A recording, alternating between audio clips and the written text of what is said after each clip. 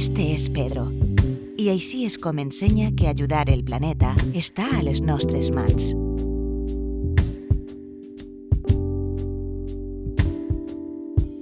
Esta és Cristina, i així explica la importància que té cuidar el mar i els reptes de conservació a què ens enfrontem.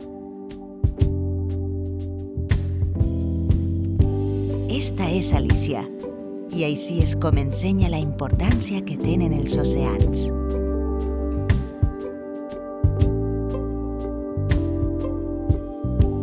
Esta és Anna, i així ensenya la importància que té treballar en equip.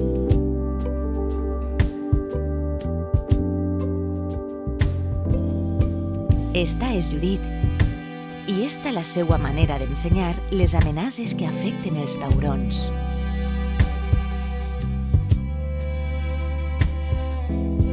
Esta és Mariló, i esta és la seua manera d'ensenyar tots els misteris que amaga el planeta roig.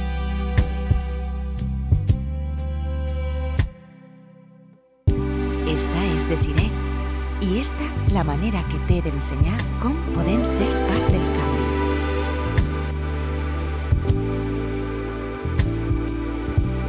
Esta és Marisa, i així ensenya la passió que sent per la ciència.